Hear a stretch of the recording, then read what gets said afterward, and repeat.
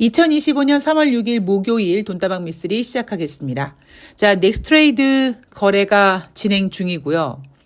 역시 초반에는 제가 살짝 걱정하고 있는 분위기가 지금 보여지고 있는 것 같습니다. 내가 업무 중에는 내가 매매 못하는데 내가 퇴근한 다음에 8시까지 단타를 쳐서 주식으로 돈을 벌 거야 라고 분명히 꿈꾸는 우리 청년들이 많을 겁니다. 그런데 주식시장은 그렇게 호락호락하지 않아요. 문제는 그렇게 내가 업무 중이어서 시세를 못 봐서 내가 주식으로 돈을 못 버는 거지, 정작 내가 컴퓨터 앞에 앉아서 단타 치면 나 주식으로 돈 벌 수 있어 라고 하는 분들의 수요는 굉장히 많고, 정작 지금 현재 거래되고 있는 종목은 10종목밖에 되지 않다 보니까, 즉 공급이 적다 보니까 매기, 그러니까 힘이 좀 몰려서 단타의 변동성, 그러니까 가격 변동성이 상당히 큽니다. 문제는 그렇게 변동성이 날 때마다 돈을 벌면 얼마나 좋겠습니까마는 주식은 그렇게 호락호락하지 않는 거여서 저는 지금 계속 현재까지 움직임만 8시까지 지켜보고 있는데요. 뭐 다행스러운 건 이번 달 말에는 800개 종목, 그리고 이제 조만간은 상장된 모든 종목들을 다 매매할 수 있을 거라서 그때는 어느 정도 수요와 공급이 좀 맞아떨어질 거고, 또 그때쯤 되면 주식은 아무나 하는 게 아니구나 하는 단타, 초단타를 꿈꿔서 돈을 벌려고 왔던 투자자들이 이제 어느 정도 이렇게 포기하고 시장이 좀 안정이 되지 않을까라는 생각을 해봅니다. 물론 한국 거래소보다는 감시 능력이 떨어져서 어떤 공식이나 뭐 아니면 기사 같은 걸로 장난질은 꽤 오랫동안 당분간은 좀 보여질 것 같습니다. 자, 오늘 돈다방 미쓰리는 3월 4일 화요일, 3월 5일 수요일 뉴욕 증시 마감 현황 이야기를 좀 해보고요. 금리 인하에 대한 이야기를 좀 해볼까 합니다. 자, 3월 4일 화요일 뉴욕 증시 3대 지수 하락 마감했습니다. 다우지수가 1.55, S&P 500이 1.22, 나스닥이 0.35% 하락했고요. 자, 3월 3일 월요일 뉴욕 증시 3대 지수 하락. 3월 4일 화요일 뉴욕 증시 3대 지수 하락. 2025년 3월 달 딱 시작했는데 뉴욕 증시가 이틀 연속 거의 1%대 혹은 나스닥은 2%대 넘는 하락을 보였습니다. 월요일, 화요일 이틀 동안 뉴욕 3대 지수가 각각 3%씩 하락했습니다. 3월 4일 화요일 뉴욕 증시에서 발표되는 경제 지표는 없었고요. 이슈를 좀 체크해 보면 트럼프가 멕시코, 캐나다, 중국 등 3개국 수입품에 관세 부과하겠다라고 하니까 우리는 당하고만 있지 않겠다. 그래서 3개국이 보복 조치를 발표하거나 혹은 우리 보복할 거야 라고 예고하는 바람에 관세 전쟁에 격화되는 모습이 증시에 반영됐고, 그렇게 뉴욕 3대 지수는 이틀 동안 각각 3%씩 하락했습니다. 자, 제가 트럼프가 당선이 되고, 그리고 트럼프가 내가 취임과 동시에 내가 관세할 거야 막 이랬던 그때 트럼프가 자기가 원하는 대로 되지 않을 겁니다 라는 이야기를 종종 해드렸습니다. 그리고 지금은 마치 주식시장이 관세 전쟁에 집중하는 것처럼 보이지만 진짜 주식시장이 걱정하고 있는 부분은 바로 경기 둔화 그리고 인플레 고착화, 다른 말로 스태그플레이션입니다.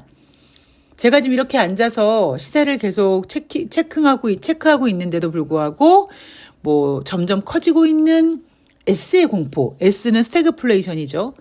스태그플레이션 이야기가 제가 분명히 나올 거라고 했는데 스멀스멀 나오고 있습니다. 단 이걸 지금 어떻게 포장하냐면 완만한 스태그플레이션이라고 합니다. 완만한 스태그플레이션이 시장에 충격을 줄 것 같긴 한데, 다만 완만해서 그렇지 어떤 경제의 큰 침체를 초래하진 않을 거야. 자, 이렇게 얘기하고 있습니다. 제가 1년 전에 그때 미국은요, 금리 인하 기대감이 커졌습니다만 정작 미국은 계속 우리 미국 경제 좋아를 외쳤습니다. 다른 경제 지표들은 이미 기준선을 하회하고 있었습니다만 고용지표 좋은 거 하나 가지고 무슨 소리야 미쓰리, 우리 미국 경제 좋아, 고용이 좋잖아 라고 고용을 들이대면서 경기가 좋다고 얘기했죠. 그래서 골디락스란 단어도 오랜만에 나왔고요.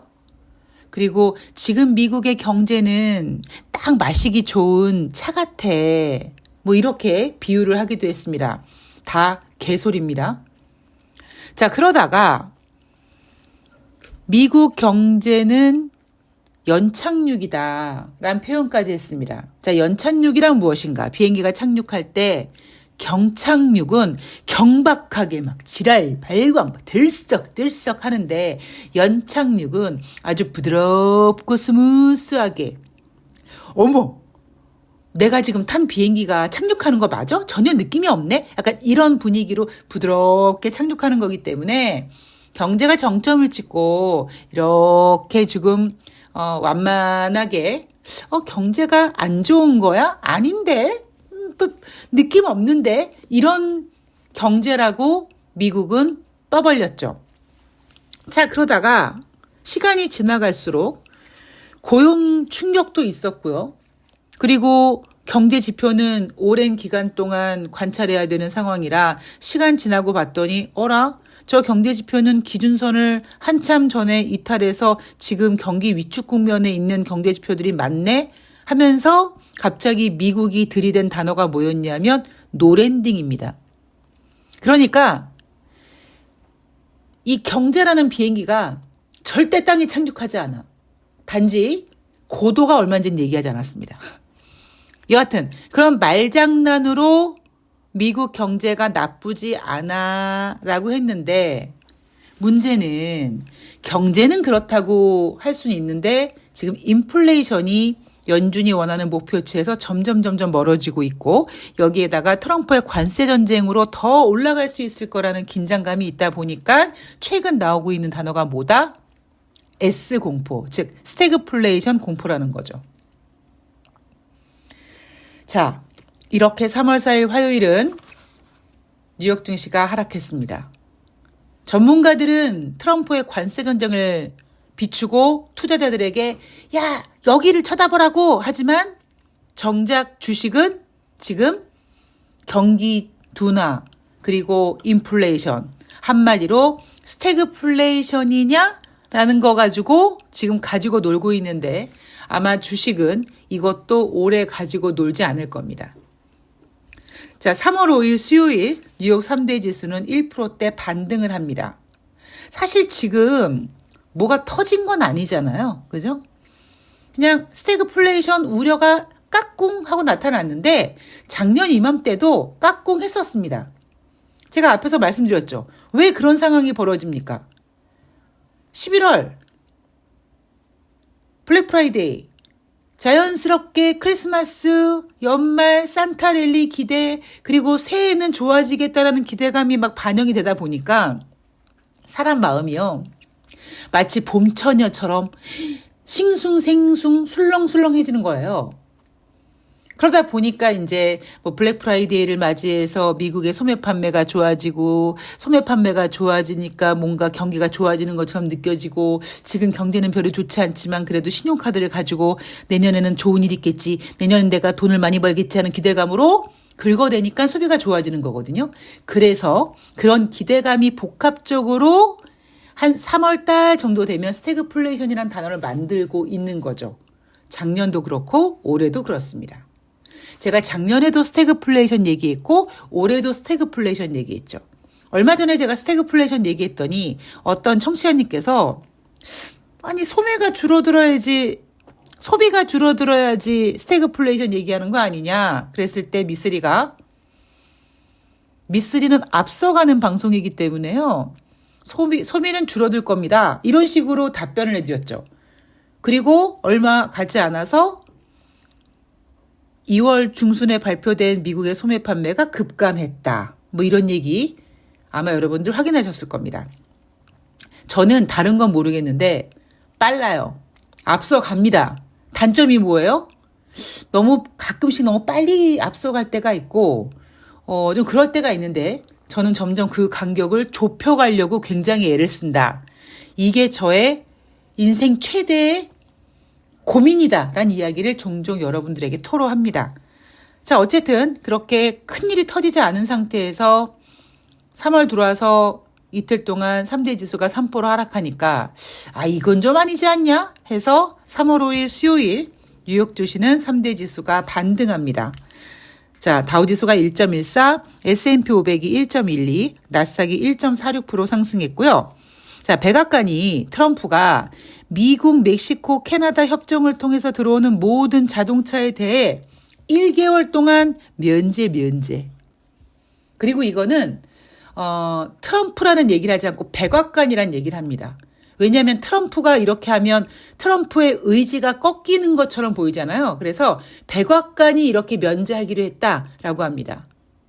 그리고 뒤에 덧붙이죠. 미국 자동차 기업들이 원해서 그런 거야. 즉 트럼프의 의지는 꺾이지 않았어. 약간 이런 뉘앙스를 풍기면서 어쨌든 뉴욕 증시를 좀 토닥토닥하고 넘어가려고 하는 분위기가 보였습니다.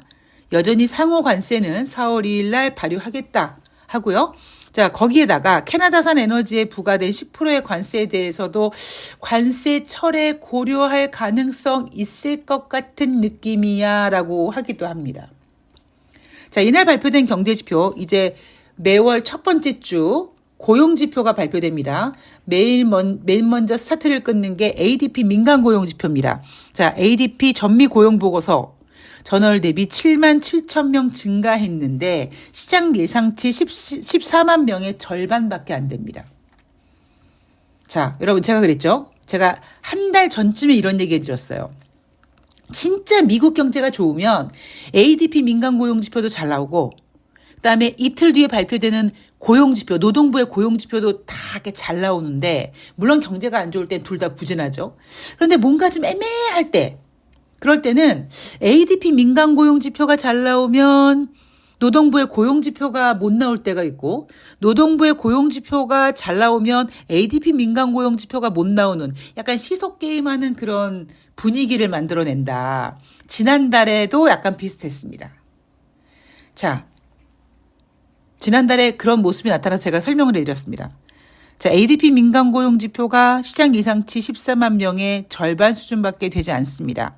자, 그러면 미쓰리는 어떤 그림을 그리느냐. 금요일 날 발표되는 노동부의 고용지표 예상치만큼은 나온다고 하겠네. 그래서 지금 시장이 우려하는 스태그플레이션 가능성 없다라고 하겠네. 대신 트럼프의 관세 전쟁은 계속 이어질 거야 라고 해서 그런 불안감으로 주식시장을 좀 하락시키면 당연히 금리 인하 가능성이 커질 거라는 거죠. 문제는 지금 스태그플레이션 단어와 작년 스태그플레이션 단어는 조금 느낌이 다릅니다. 그건 제가 그 단어에 대한 뉘앙스는 뒷부분 가서 금리 인하 가면서 설명을 다시 해드릴게요.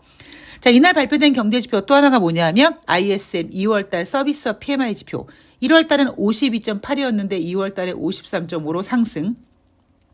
S&P 글로벌에서 발표하는 2월달 서비스업 PMI 지표도 1월달에 49.7에서 2월달에 51로 다시 기준치를 넘어갔습니다.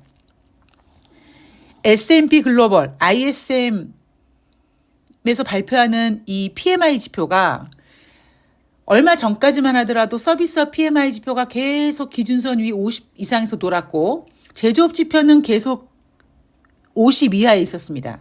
그러다가 한 두어 달 전부터 서비스업 PMI 지표가 조금 꺾이는 것 같았고 제조업 PMI 지표가 다시 이렇게 반등하는 것처럼 보였었습니다만 이번 달에 발표된 2월 달 ISM 제조업 PMI 지표가 다시 이렇게 상승하려다가 약간 둔화되는 모습을 보면서 위축됐는데 반대로 서비스업 PMI 지표는 두 곳 모두 잘 나오는 지표를 보여줌으로써 뭔가 시장에서 걱정하고 있는 경기 침체라는 그런 불명예를 벗어 제끼려고 하는 의지가 보입니다. 제가 잠시 전에 말씀드렸죠. ADP 민간 고용지표가 이렇게 부진하게 나왔으니까 노동부의 고용지표 잘 나올 가능성이 있습니다. 잘 나온다는 게 겁나 잘 나오는 게 아니라 예상치에만 부합해도 시장은 호들갑을 떨 겁니다.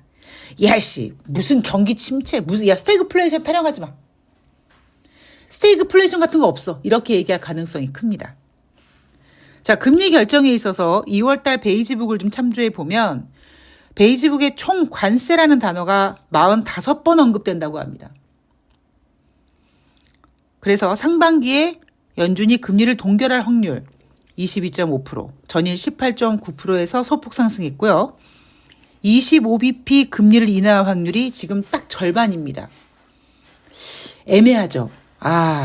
금리를 인하하고 싶은 마음은 있는데 인하해도 될 것 같기는 한데 그러자니 인플레이션이 걱정이 되고 어쩌지 하는 분위기의 심리가 반영되다 보니까 25bp 금리 인하 확률 딱 50%입니다.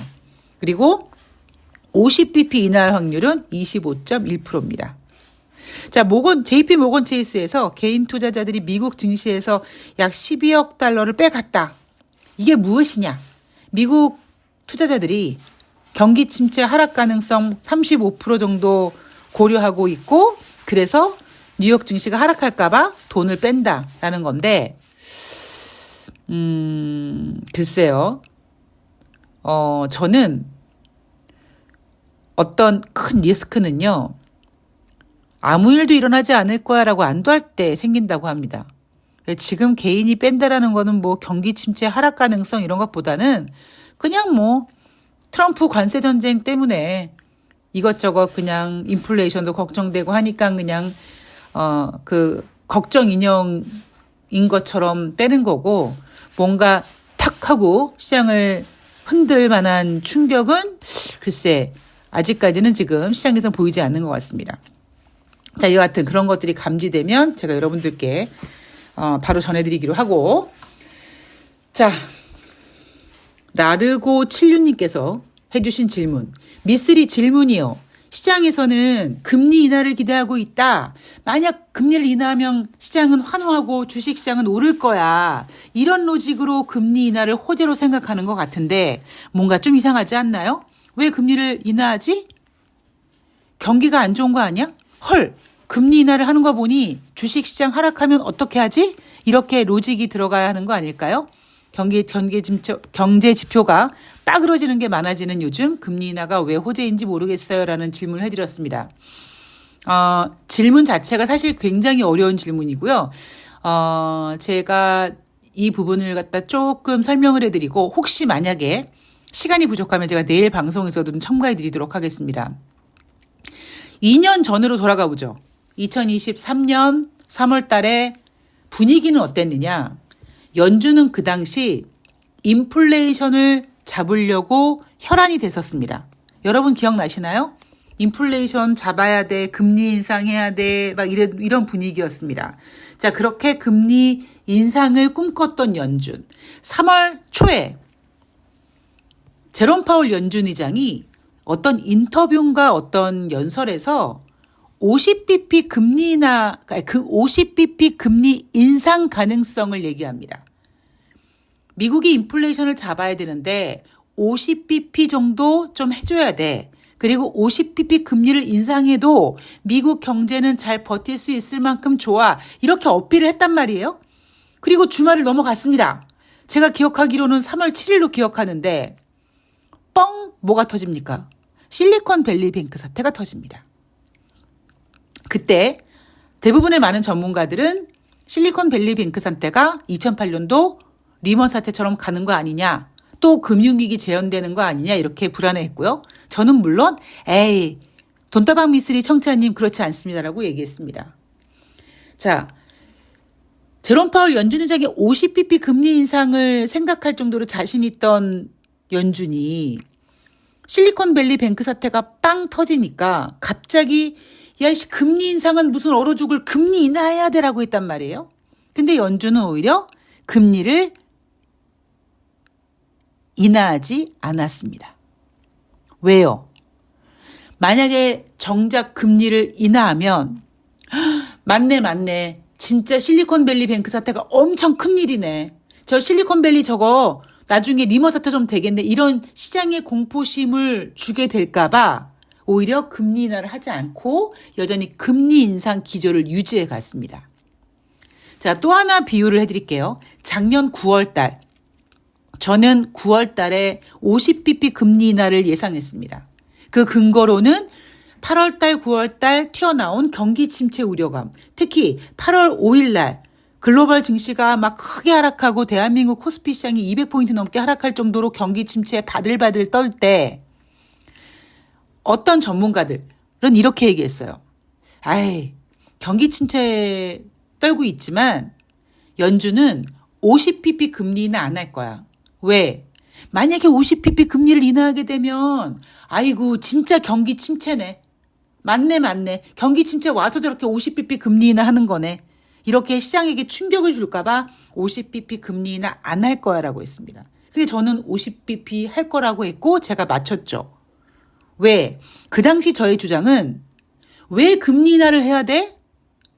경제가 안 좋아서가 아니에요.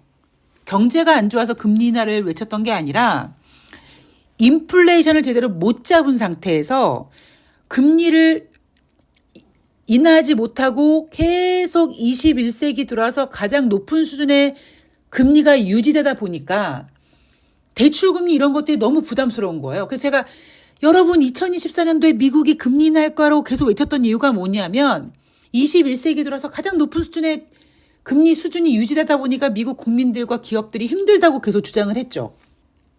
지금은 미국 경제가 안 좋아서 금리를 인하해야 돼. 오히려 그러면 아이고 경기가 안 좋아? 그럼 금리 인하 해야 되겠네? 그럼 금리 인하하면 경기가 좋아지겠네? 그럼 주식시장이 와 하고 좋아야 되는데 그동안 미국은 미국 경기가 나쁘다고 인정한 적이 없단 말이에요.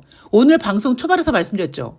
골디락스니 연착륙이니 하다하다 노랜딩이니 뭐 땅 마시기 좋은 차 같으니 이런 식으로 예쁘게 포장을 하다 보니까 아니 왜 금리 인하를 해야 돼? 라고 사람들이 갸우뚱했습니다. 문제는 2023년 연말부터 금리 인하 기대감이 싹 텄고 그 금리 인하 기대감이 상상 임신처럼 커지다 보니까 2024년 1년 내내 투자자들은 언제 금리 인하하지? 언제 금리 인하하지? 이거를 바랬던 거고 그래서 9월 달에 경기 침체 이슈 끌어들여서 50bp 금리 인하를 한 겁니다. 정작 막 경제가 안 좋아서 금리 인하를 50bp 단행한 게 아니에요. 높은 금리가 유지되고 있었기 때문이고 자 그러면 그깟 대출금리 뭐 그렇게 이번에 금리 인하해서 미국 기준금리 한 4%대인데 뭐 그게 뭐 지금 10%도 아니고 뭐 30%도 아니고 뭐 이런데 여기에 또 어떤 얘기가 등장되냐면 2008년도 금융위기 그리고 코로나 그때 어떤 일이 벌어졌습니까? 제로금리였어요. 사람이 제가 이 얘기를 종종 해드리는데 없었을 땐 진짜 막 못 먹고 막 먹다가 어느 정도 돈을 벌어서 좋은 거 먹고 입을 고급을 만들잖아요. 그거 못 떨어뜨립니다. 그러니까 그 맛을 못 떨어뜨리는 거예요. 자, 쉽게 다시 정리하면 우리는요, 지금 이 시대를 살고 있는 우리는요, 금융위기를 겪었고, 금융위기 때 초저금리, 제로금리, 그리고 제로금리에서 벗어나나 있다가 또 코로나 터지면서 또 초저금리 같은 걸 온몸으로 막 익숙해지다 보니까 지금 미국의 기준금리가 이건 거의 사채금리처럼 느껴지는 겁니다. 그때와 지금 상대적인 비교가 되다 보니까 지금 힘들어하는 거예요. 그래서 미국은 미국 경제가 안 좋아요. 미국 경기가 둔화됐어요. 그래서 경기가 걱정돼서 금리를 인하해서 경기를 회복시킬 거라는 얘기는 하진 않지만 미국 국민들이 초저금리에 너무 익숙해져 있다가 지금 4%대 금리 대출은 더 좀 높겠죠. 모질이는 모질란 건 저고요. 그러니까 모기지는 더 높을 거 아니겠습니까? 그러니까 그 금리가 초저금리를 겪다가 받아들이기 너무 벅찬 거예요. 그래서 금리 인하가 필요했고 그래서 여전히 시장은 금리 인하를 외치고 있는 겁니다. 지금의 금리 인하는 약간 경기 둔화와는 약간 다른 뉘앙스죠. 코로나가 터졌든가 아니면 어떤 경기 지표가 굉장히 크게 훼손되거나 그런 상태에서 금리 인하가 아니라는 거예요. 제가 말씀드렸죠. 최근 미국에서 발표되는 경제 지표가 대부분의 경제 지표가 같은 방향을 보인단 말이에요. 그런데 지금 미국의 경제 지표는 다른 방향을 보입니다. 똑같은 PMI 지표도 서비스업 PMI 지표는 뭐 올라가고 제조 PMI 지표는 꺾이고 엠파이어 스테이트 지수는 회복되는데 필라델피아 연방은행 제조업 지수는 막 떨어지고 이게 각각 경제 지표들이 한쪽 방향으로를 보여주면서 지금이 경기 둔화구나 아니면 지금 경기가 회복됐구나라고 판단되기 어려운 상황이기 때문에 지금 금리 인하를 경기 둔화라고 엮기엔 좀 그렇고 제가 보는 금리 인하는 우리가 초저금리에 너무 익숙해졌고 여전히 지금 미국은 21세기 들어서 가장 높은 금리가 유지되다 보니까 힘들어하는 거죠. 그래서 그거를 인하하려고 하는 건데 문제는 그러다 보니까 자꾸 인플레이션을 건드리는 겁니다. 자, 제가 이제 시간이 급해져서 말을 좀 빨리 했는데 또 궁금한 거 있으시면 질문 달아주시면 제가 내일 방송에서 보충 설명하고 오늘 방송은 여기서 빨리 마무리하겠습니다. 저는 내일 방송에서 뵐게요. 고맙습니다.